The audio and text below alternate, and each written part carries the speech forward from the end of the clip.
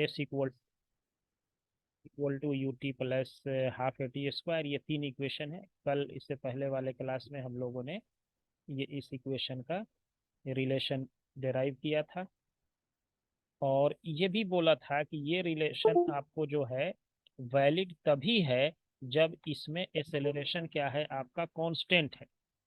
ये एक्सेलरेशन जो है अगर कांस्टेंट है तभी ये रिलेशन वैलिड है, वरना ये रिलेशन हम यूज नहीं कर सकते हैं। और आज हम इस रिलेशन को थोड़ा आगे बढ़ाएंगे, और एक ये भी रिलेशन जो है s equal to u t plus half a t square है, इसका भी इम्पोर्टेंस पे बात करेंगे। एस को कहीं कहीं एक्स भी लिखा जाता है, इसको कहीं कहीं एक्स भी लिखते हैं, u t plus half a t square. And third relation is v square equal to u square plus two a x कहते हैं। ये तीनों रिलेशंस जो हैं, this relation are called equation of kinematics and valid only if acceleration is constant। Acceleration is constant. Constant acceleration का meaning भी मैंने आपको बताया था कि कांस्टेंट एक्सेलरेशन का क्या मतलब होता है। ये हमने बताया था कि यहाँ से यहाँ तक अगर इस समय जो है, अगर वेलोसिटी मान लिया जाए कि ये 10 मीटर पर सेकेंड है, और यहाँ पे ये 15 मीटर पर सेकेंड हो जाता है। ये ड्यूरेशन मान लीजिए 2 सेकेंड लगता है, सपोज करें 2 सेकेंड में इसका जो वेलोसिटी है वो 10 मीटर पर सेकेंड से 15 मीटर पर सेकेंड होता जाता है। तो फिर अगले 2 सेकेंड में अगर ये 20 मीटर पर सेकेंड हो जाए अगले 2 सेकेंड, तो चेंज क्या हुआ, चेंज हमारा यहाँ भी 5 हो रहा है, यहाँ भी 5 हो रहा है। तो हम इसको कहेंगे कि ये कांस्टेंट एक्सेलरेशन है। मतलब यहाँ जितना एक्सेलरेशन है, यहाँ अगर एक्सेलरेशन लिखेंगे तो 15 - 10 डिवाइडेड बाई 2 हो जाएगा यहाँ के लिए एक्सेलरेशन। मान लिया A1 है। अब अगर इस ड्यूरेशन से यहाँ तक की बात करेंगे तो final velocity minus initial velocity, तो ये 20 - 15 डिवाइडेड बाई 2 हो जाएगा, ये A2 है। तो ये भी हो जाएगा 5/2, एंड ये भी है 5/2 है। तो यानी एक्सेलरेशन क्या है, कांस्टेंट है, इसके एक्सेलरेशन में कोई चेंज नहीं हो रहा है। ये टाइम इंटरवल में भी कितना भी स्मॉल ये हो सकता है, कितना भी स्मॉल लें, बट चेंज इन वेलोसिटी अगर सेम है तो हम कहेंगे एक्सेलरेशन क्या है, कांस्टेंट है, एक ही कांस्टेंट एक्सेलरेशन से चल रहा है। तो कांस्टेंट एक्सेलरेशन का अगर प्लॉट खींचना हो, मान लिया जाए ये इस तरीके से, इधर अगर वेलोसिटी है, इधर मान लीजिए टाइम एक्सिस ले लें, तो देखेंगे कि हर इक्वल टाइम पे इसका वेलोसिटी इक्वल इंक्रीज कर रहा है। यानी ये हो गया हमारा यहाँ, तो ये टाइम इस समय जो हो गया ये हो गया। इस पॉइंट पे हमारा वेलोसिटी ये है वेलोसिटी, ये है टाइम। इस पॉइंट पे ये है वेलोसिटी और ये है टाइम। फिर अगर तीसरा कोई टाइम यहाँ ले लें और वेलोसिटी जो है ये हो जाएगा, तो इस टाइम पे जो है ये वाला वेलोसिटी आ रहा है। अब इसको अगर हम एक लाइन खींच दें ऐसे, तो ये सब पॉइंट इस तरह का अगर लाइन आ गया वेलोसिटी टाइम प्लॉट का, तो ये एक्सेलरेशन जो होगा ये एक्सेलरेशन का प्लॉट है, and which is constant. Constant को फिजिकली ऐसे भी समझ सकते हैं कि इसके हर पॉइंट पे हमारा जो स्लोप है, स्लोप ऑन एवरी पॉइंट कहीं भी लेंगे, ये स्लोप का मतलब है एक्स एक्सिस के साथ जो एंगल बन रहा है यहाँ, ये भी उतना ही एंगल बना रहा है। यहाँ यहाँ कहीं भी जाएंगे तो ये एंगल जो होगा वो क्या होगा, सेम एंगल बनाएगा अगर ये कांस्टेंट एक्सेलरेशन है। तो यानी वेलोसिटी और टाइम के बीच प्लॉट खींचा गया है, तो ये जब टाइम जीरो है तो वेलोसिटी जीरो है, जब ये वेलोसिटी इंक्रीज होने लगा तो टाइम भी इंक्रीज हो रहा है। तो इन दोनों का जो रेशियो है वेलोसिटी और टाइम का वो कांस्टेंट है, that is why this slope is constant. तो ये स्लोप जो है कहीं भी निकाल के देखेंगे तो स्लोप क्या हो रहा है, एक ही आएगा इस पूरे स्ट्रेट लाइन के लिए। तो ऐसे एक्सेलरेशन को हम कहते हैं कि दिस एक्सेलरेशन इज कांस्टेंट। ये हमारा कांस्टेंट एक्सेलरेशन का पहचानने का ग्राफिकल रिप्रेजेंटेशन है ये। अब इसी चीज़ को मैथमेटिकली जो हम लोग कल जो है कि देखे थे कि जो रिलेशन निकाला गया था v equal to u plus a t, इससे पहले वाले लेक्चर में हमने निकाला था v equal to u plus a t. ये ऑलरेडी इससे पहले वाले लेक्चर में हमने रिलेशन डिराइव किया हुआ था। अब इसको मान लीजिए ये हमारा u क्या है यहाँ, इनिशियल, जो कि पहले, अब v क्या है, फाइनल वेलोसिटी है। तो वेलोसिटी को dx बाई डी टी भी लिख सकते हैं, dx by d t equal to u plus a t. क्योंकि ये इनिशियल, अब आप कहोगे इसमें क्यों चेंज किए, इसमें काहे नहीं लगाया ये चेंज। तो इसमें u में इसलिए नहीं लग सकता है चेंज क्योंकि ये तो इनिशियल है, इसमें तो हम अभी जो टाइम पे देख रहे हैं तो उसमें चेंज तो हो ही नहीं रहा है। ये इनिशियल का मतलब टाइम t इक्वल टू 0 पे देखा तो उसका जो वेलोसिटी है वो u है। इसीलिए इसमें dx बाई डी टी नहीं लगा रहे हैं क्योंकि ये तो फिक्स है। लेकिन फाइनल वेलोसिटी किसी टाइम के बाद आएगा, जब किसी टाइम के बाद मान लिया यहाँ पे हमारा u है और किसी टाइम के बाद ये यहाँ पहुंचा तो उस समय इसमें कुछ डिस्प्लेसमेंट भी चला होगा या कुछ डिस्टेंस चला होगा x। तो अब इसमें क्या होगा, इसके स्पीड में, इसके वेलोसिटी में चेंज हम लगा सकते हैं, लेकिन यहाँ तो x में कुछ चेंज ही नहीं है अभी, ये तो इनिशियल कंडीशन है। तो dx बाई डी टी ये हमारा इनिशियल वेलोसिटी है यहाँ, इसके बाद ये चेंज होना शुरू हुआ है यहाँ से। तो अब इस रिलेशन को हम ऐसे भी लिख सकते हैं, दिस रिलेशन में be written as u plus a t and whole multiplied by d t. इस डी टी से लेके इधर मल्टीप्लाई कर दिए। अब इसमें साइन ऑफ इंटीग्रेशन लगा दिए दोनों साइड। अब दोनों साइड जब हम साइन ऑफ इंटीग्रेशन लगाएंगे तो यहाँ पे मान लो फॉर द टाइम कि टाइम t इक्वल टू जब 0 है तो उस समय इसका जो है वेलोसिटी जो है u है, और टाइम t इक्वल टू जब t हो जाता है तो अब ये वेलोसिटी तो ये तो यू ही रहा, इसमें जो है इनिशियल वेलोसिटी में कोई चेंज नहीं है तो कांस्टेंट रहता है इनिशियल वेलोसिटी।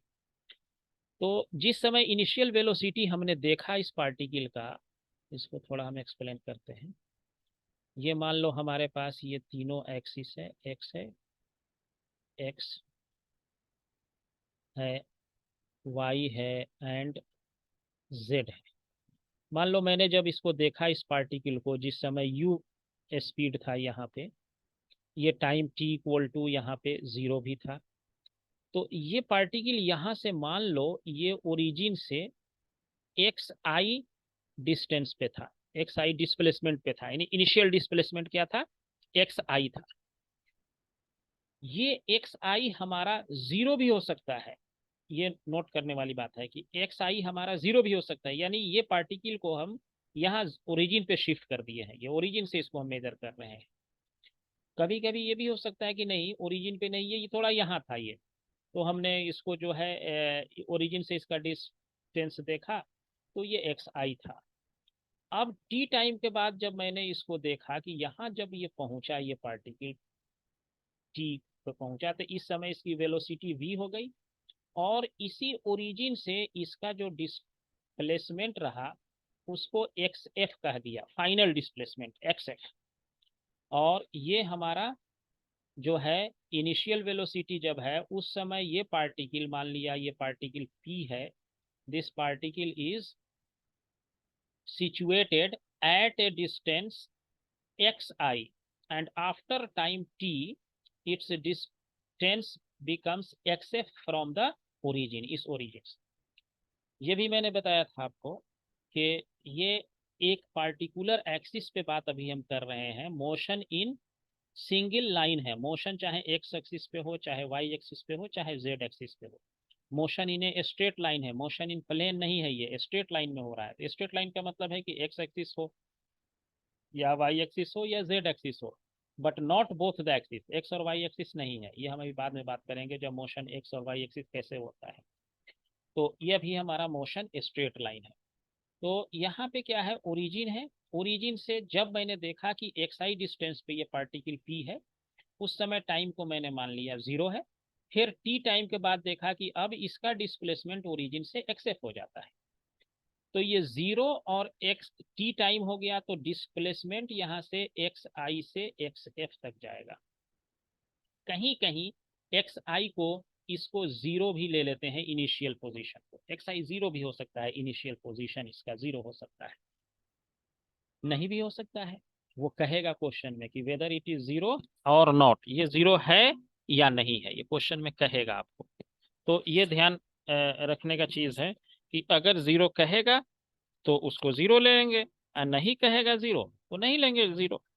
ये सिंपल सी बात है। अब देखिए इसको हम फॉर द टाइम बिंग इसको हम 0 एज्यूम करके चल रहे हैं, नहीं करेंगे या नहीं भी करते हैं मान लीजिए, तो dx का इंटीग्रेशन हो जाएगा x, और ये लिमिट पुट कर देंगे x i to x f हो गया, और यहां से इसमें दोनों में ये मल्टीप्लाई हो जाएगा u multiplied by d t, और sign of integration 0 to t plus a multiplied by t into d t, और लिमिट हो गया 0 से t तक।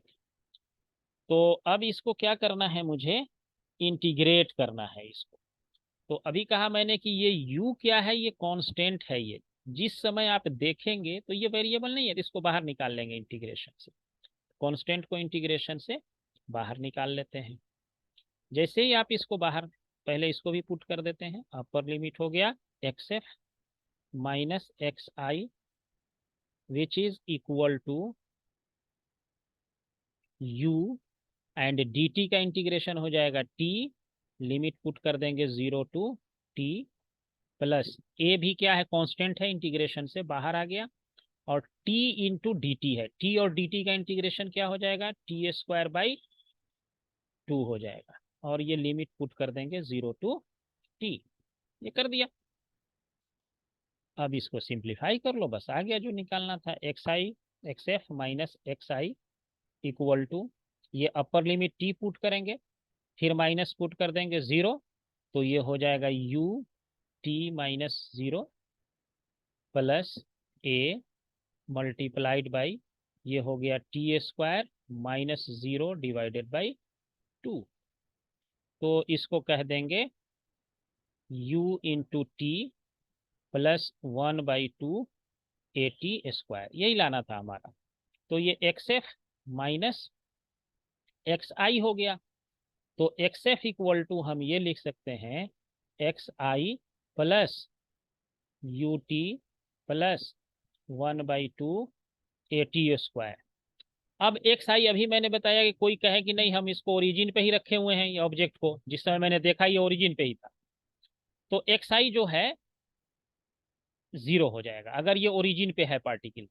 तो फाइनल डिस्प्लेसमेंट जो लिखेंगे ये हमारा हो जाएगा you t plus 1/2 a t square हो जाएगा। यही रिलेशन जो है ये हमारा निकल करके आया, provided acceleration must be constant, नहीं तो ये रिलेशन नहीं बनेगा। अब मान लीजिए तीसरा वाला रिलेशन है, तो तीसरा वाला रिलेशन जो है आसान है। कैसे, इस एक्स एफ को कभी कभी एक्स भी लिख सकते हैं, कोई नहीं, खाली एक्स भी लिख दें अगर तभी भी चलेगा, डिस्प्लेसमेंट ही तो है। तो we can write u t plus 1/2 a t square. But ध्यान रखिए कि जो एक्चुअल डिफिनेशन, एक्चुअल जो रिलेशन है, जो सबसे स्टैंडर्ड वाला जो रिलेशन होता है इस तीनों रिलेशन में, वो यही वाला रिलेशन है, एक्स एफ इक्वल टू, ये आपका आएगा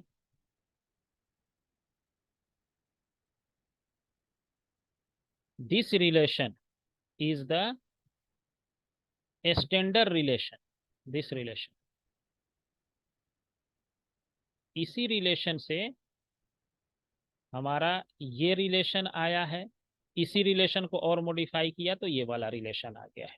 बट स्टैंडर्ड रिलेशन जो है x f equal to x i plus u t plus half a t square है। तीसरा वाला डेराइव करने के लिए कुछ नहीं, खाली यही करना है, v equal to u plus a t है, ये ऑलरेडी डेराइव कर चुके हैं।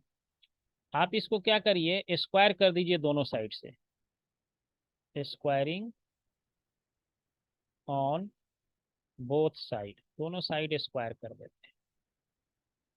तो क्या मिल जाएगा, ये मिल जाएगा वी स्क्वायर इक्वल टू, ये आ जाएगा हमारा u square plus 2 into a into t plus a into t, a square into t square.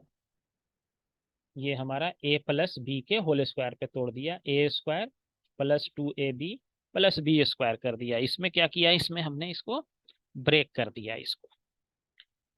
अब देखिए कि इसमें जो है, जब ये ब्रेक कर दिया हमने, इसको क्या लिख सकते हैं, यू स्क्वायर प्लस इसमें से 2a कॉमन ले लेते हैं, 2a कॉमन ले लिया, तो ये 2 और a निकल गया तो क्या बचेगा, यू टी प्लस एक a इससे निकल गया है और 2 भी कॉमन निकाले हैं तो 1/2 आ जाएगा यहाँ पे, और ये हो जाएगा a टी स्क्वायर। देखो 2a कॉमन निकालने पे यहाँ से 2a, तो यहाँ पे बचा यू टी, और इसमें तो 2 था ही नहीं, तो 2 डिवाइड हो जाएगा यहाँ पे, और एक a इसका निकल गया यहाँ पे, तो a इंटू टी स्क्वायर यहाँ पे बच जाएगा। और ये टोटल क्या है रिलेशन, ये जो निकाले हैं अभी ऊपर में यही वाला रिलेशन है, इसको हम x लिख सकते हैं। So it will be equal to u square plus 2a x, ये वी स्क्वायर इक्वल टू हो गया। तो ये तीनों रिलेशन हमारा जो है डेराइव हो चुका है, ये तीनों रिलेशन हमने यहाँ पे आपको डेराइव कर दिया। ये इक्वेशंस जो हैं बहुत ही इम्पोर्टेंट है काइनेमेटिक्स के प्रॉब्लम को सॉल्व करने के लिए। ये तीन रिलेशंस हमारे पास हैं,